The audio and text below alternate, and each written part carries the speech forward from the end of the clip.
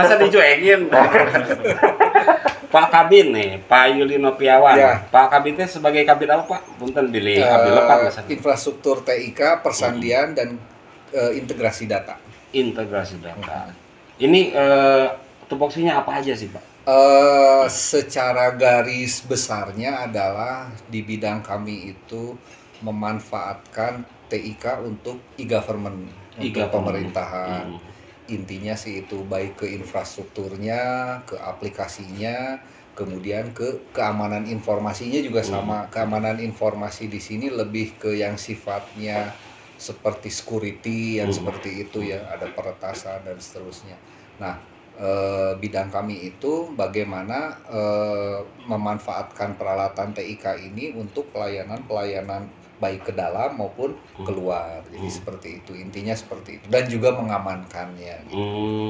Jadi mengamankan segala informasi-informasi yang ada di mengamankan dari sisi TIK-nya, seperti ada peretasan itu kita amankan, kita jaga aplikasi yang ada di server kita supaya tidak diretas begitu. Kemudian ada sih ukurannya, kita juga kalau keamanan kerjasama dengan Badan Cyber dan Sandi Negara begitu. Tapi sejauh ini pernah ada nggak sih yang coba merangsek ke dalam menghack gitu?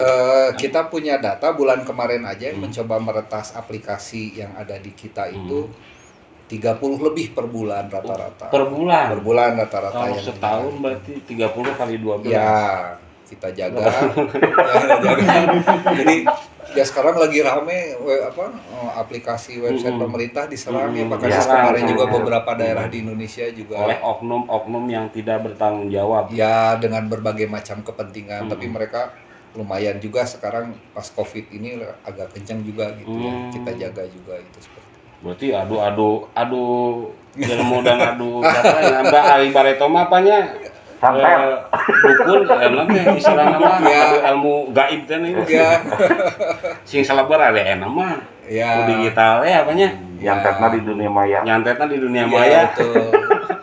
Kita juga mengelola aplikasi-aplikasi yang ada di Pemda Kota Sukabumi, kita kelola juga sama. Kalau aplikasi nih, aplikasi apa aja sih yang atau inovasi-inovasi apa aja nih aplikasi yang sudah yang ada di Kota Sukabumi? Sampai terakhir itu, jadi kita tiap akhir tahun atau awal tahun melakukan survei begitu, karena itu untuk banyak kepentingan. Data terakhir itu 100 lebih aplikasi yang ada yang dipergunakan di lingkungan pemerintah Kota Sukabumi. Nah, aplikasi ini dimiliki oleh Pemda Kota Sukabumi, ada yang dimiliki oleh provinsi, ada juga yang dimiliki oleh pusat, tapi kita mempergunakan. Jadi udah cukup banyak.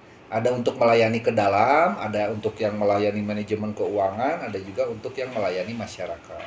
Di total itu di semua OPD udah di atas 100 ya. Pusing tuh Pak.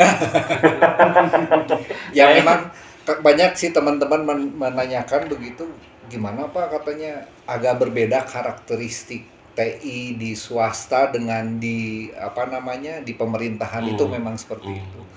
Kalau misalnya ambil contoh di sebuah perbankan nasional, itu aplikasi di pusat, kantor cabang di provinsi, kota kabupaten itu relatif sama satu begitu ya.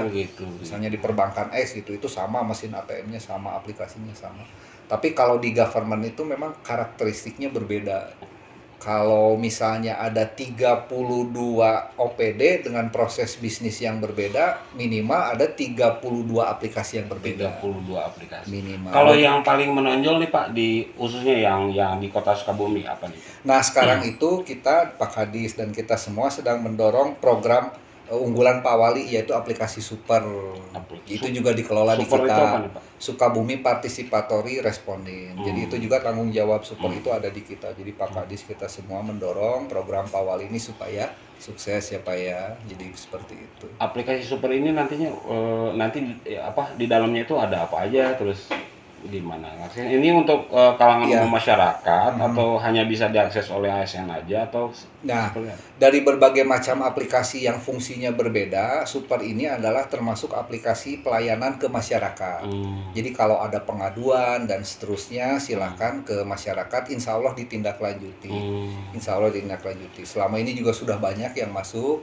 Kemudian di sana juga ada fasilitas panic button. Panic button. Nah, ini bisa dilihat kita sudah hubungkan dengan Polres juga, kemudian polisi, kemudian sudah dihubungkan dengan gugus tugas COVID, call center COVID itu yang di Dinkes juga ada, dengan BPJS Kesehatan, kemudian dengan pemadam kebakaran.